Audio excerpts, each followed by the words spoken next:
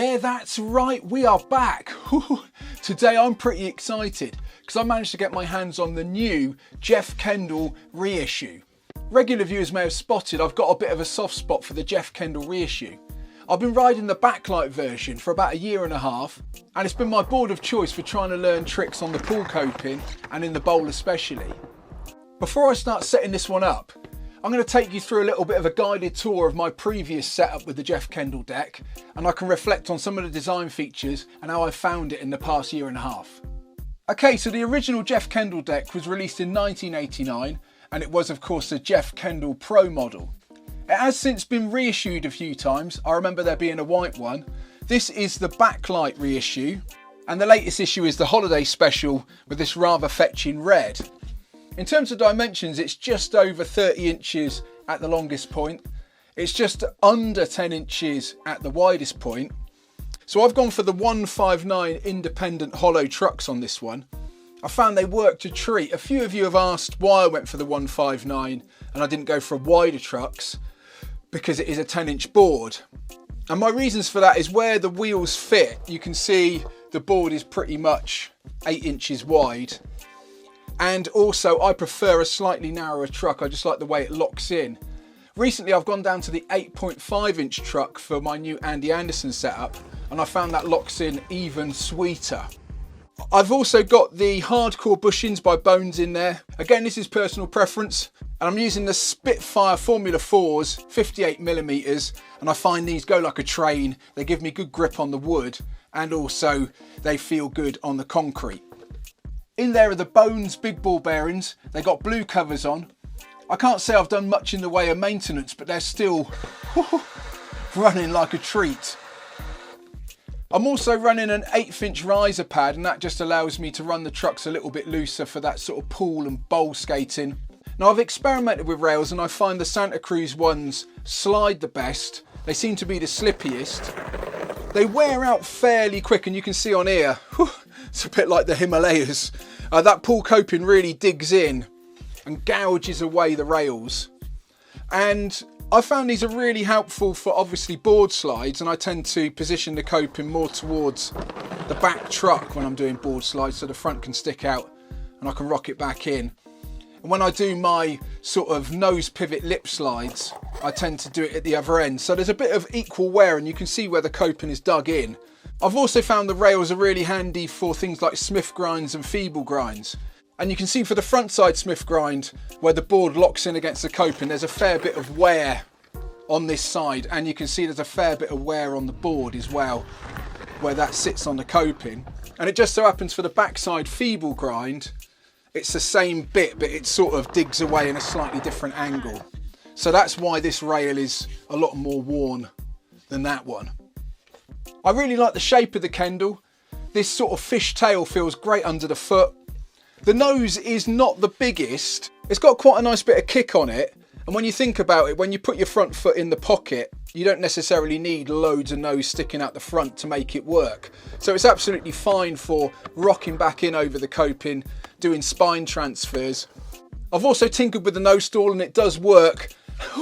It's a little bit scary because there is not a lot to lock onto the top of the coping. But as I say, if you just sort of trust your foot in the pocket, then it should work okay. In terms of design, my favourite feature has got to be the Cruise Missile 2 concave. It's got a few features that I really like the feel of.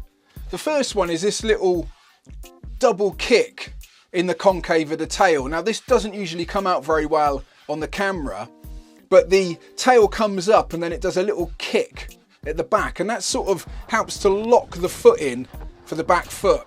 It also has the effect of sort of reducing the razor tail. Now I'm not sure whether they had this in mind when they designed it, but this board has had a year and a half's worth of wear and there's pretty much no razor tail. There's another concave on the rocker line, and it's just around about here. Again, it's quite difficult to show this up on the camera, but I find this helps lock the front foot in. It sort of has a concave there, and then there's concaves down either side, which I find help me lock in a toe to heel sort of way. Another thing that's impressed me about this deck is the build quality. A year and a half in, I can't really say I've looked after it that well, and it's been through the wars, and it's stood up really well. There's no delamination. It's a 7-ply construction with epoxy glue. I believe the paint is a bit of a sort of dip in job, and then you've got the graphic on the top. This deck is getting pretty tired. It does creak and sort of crack in an unnerving way. So without further ado, let's get the new version down and do a bit of a comparison. So first up, let's compare the graphics. It's that iconic snake just about to eat a rather worried looking mouse. I absolutely love this graphic. I really like snakes, and to have a sort of red background for this snake I think looks absolutely amazing.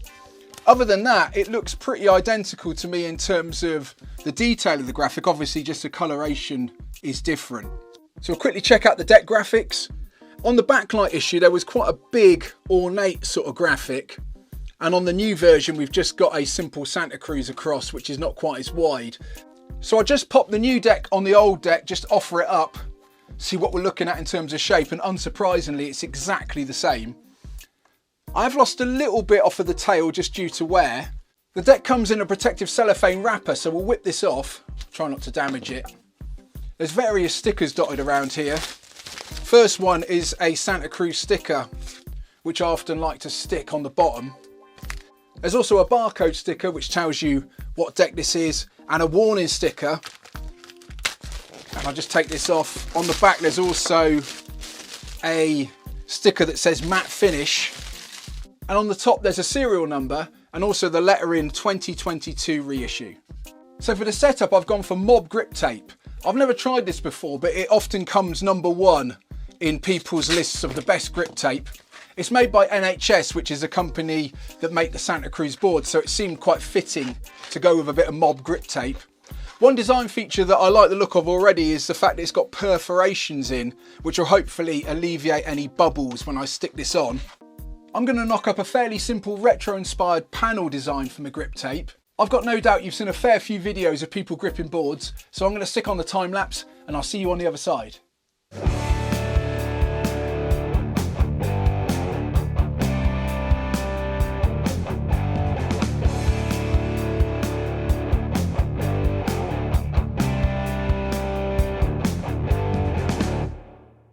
I'm really loving the way this red is showing through.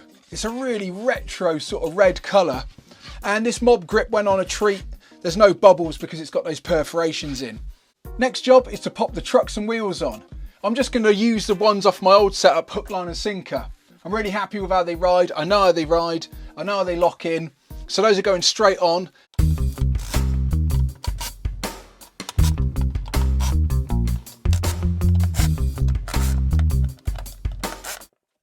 So that's the trucks and wheels on.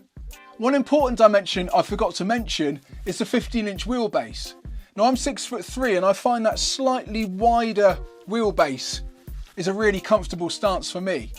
Also I've got size 11 feet, so I find that slightly wider deck is a good platform for me to land on. The last job is to fit the rails. I got the Santa Cruz slimline rails. I'm going to stick these on. I find these go on probably the best of any rails that I've found. There's a little bit of a bevel out of the back, so when the screw goes in it self taps and lifts material up out of the board, and that usually holds the rail up in the air. That then gets loose and you end up with a rattly rail. I used to fit these and then take all that material out and then fit them again, but again that can cause it to be a little bit loose.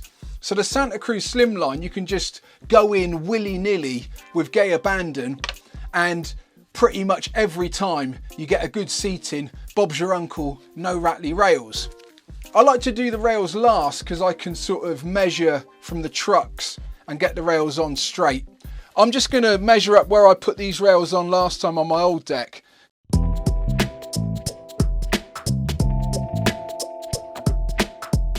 So there she blows, the 2022 Jeff Kendall reissue.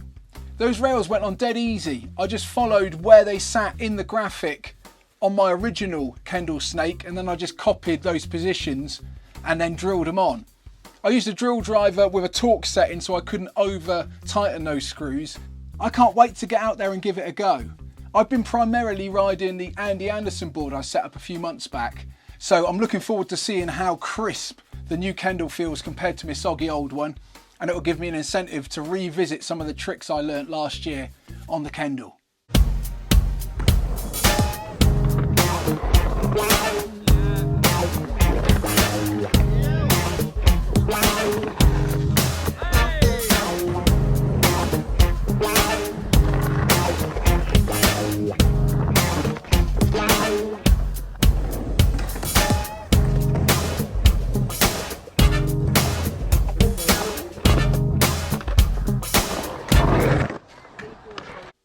that's it for this video. It was great to get back out there on the pool coping. It managed to burn through for one day and we were blessed with the sun. That mob grip tape is definitely grippy, and I had a lot of fun revisiting some of the tricks I learnt last year in the pool. If you're new to the channel, feel free to hit subscribe. I make new videos every week. You can also follow me on Instagram at John Bishop Skate. As ever, my name's been John Bishop and I'm a middle-aged guy learning how to skate.